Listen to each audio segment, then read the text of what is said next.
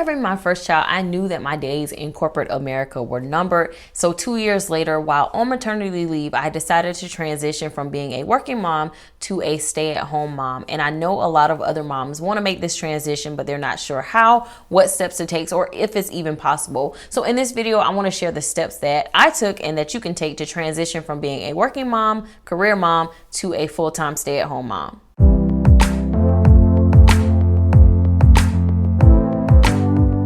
So I can definitely say that having a plan to make the transition from being a working mom to a full-time stay-at-home mom makes all the difference. So hopefully these steps will allow you to make a solid plan so that your transition is a whole lot easier and simpler, and you don't have any anxiety or worry about what you're actually doing.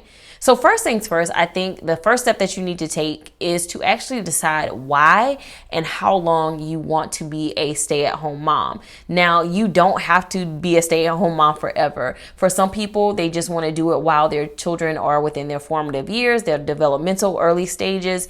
You just want to be home for that. And for some people, it's just for a season for financial reasons. You know, you may have kids, multiple kids who are in daycare, and then the cost of sending them to daycare far outweighs the benefit of you actually working a job. Like your paycheck is just fully going to daycare, so it just makes more financial sense for you to stay home. There are different reasons and seasons for being a stay-at-home mom, so I think it's important for you to determine what that is for you and what your big driver is and your why. Knowing what your why is really helps you stay motivated on days when it's not so good, because not every day is going to be good. So determine what your why is, why you're doing it, and then ultimately how long you're actually going to be doing this. After you figure out why you're going to do it and how long, you need to set a target date for when you're actually going to make that transition. So this is actually going to be your quit day, your last day of your corporate career.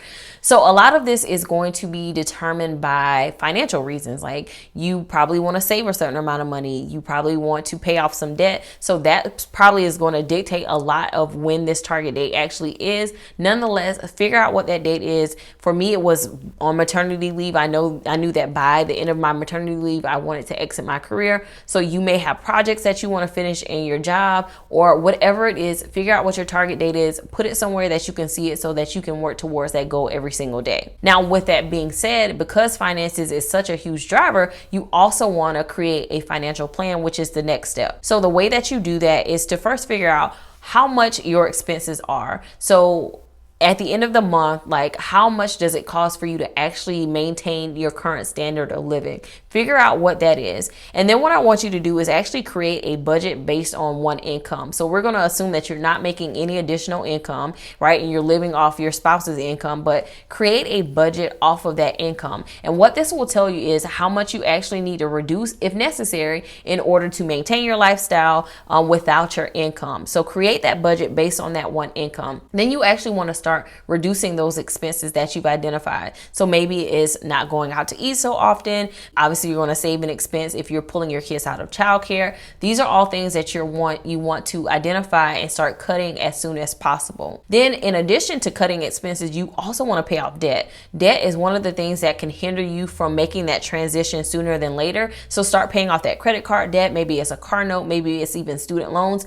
Pay off that debt so you have one less financial obligation to take care of under one income. Last but not least, I've already mentioned this, but you actually want to save for emergencies and future expenses. So again, you're going to be on one income. You want to mitigate those risks. So you want to have money in savings, and you want to prepare for any future financial expenses that you'll need to cover that you won't have the additional income of your salary to pay for. Now, I've done a whole video on how to financially afford to be a stay-at-home mom that I'm going to link in the cards and in the description of this video for you to check out to learn more details about the financial things that you will want to do to be prepared. Now, this next step may sound a little bit odd, but I'm going to tell you is something that you need to do, and that is to plan for childcare. Yes, you're going to be a stay-at-home mom. Yes, your children will mostly be in your care, but at the end of the day, you're going to want some time to yourself, and you're going to need to get things done that you may not be able to do with your kids around. So plan for childcare. So that may be part-time daycare. So your kids may go to daycare for a few hours each week,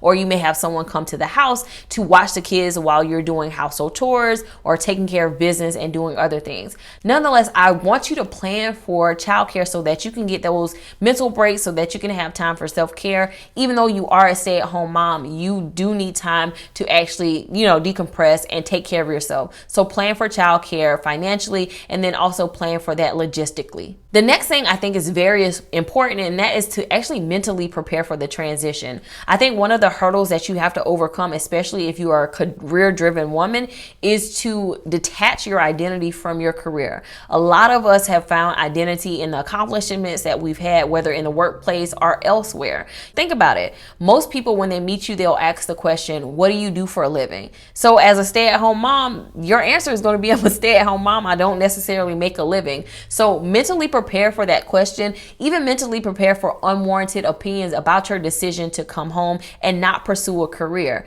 Because at the end of the day, some of us are equipped to climb corporate ladders and be career women, and some of us are graced to be stay-at-home moms, to care for our kids in whatever season and in whatever time we are assigned to care for them in that capacity. So detach yourself from that identity that you may have from your career and just mentally prepare for that transition. The next step is to actually figure out a new routine. And this was a bit of advice that I actually learned from a podcast that I listened to. Now, it was more in regards to transitioning into full-time entrepreneurship. Nonetheless, the sentiment was the same. The thing that I learned was that a lot of entrepreneurs end up getting stuck and unproductive because they don't have a plan once they leave their job. So they are accustomed to having structure, but when they get this freedom of entrepreneurship of their time, they don't necessarily have a plan, and so they are unproductive. So the one thing that I would definitely recommend for you is to create a schedule. Now, I'm going to tell you that schedule is going to change, right? As your kids grow and develop, as they become more involved in activities, that is really going to change. However, I would recommend creating your ideal schedule of what your days will look like with your kids so that you have a plan that you can step right into. This is going to be important for you to maintain structure, but this is also going to be important for your kids because they thrive in structure. So have that schedule, know that it's going to change, but have something in place that you can kind of walk right into after you decide to leave your career. Now, once you've done all of those things, then the next big step is to actually put in your letter of resignation. It's actually to quit your job and make the transition. It's like the grand finale. And surprisingly, this may be like an emotional thing for you or something that you become anxious about.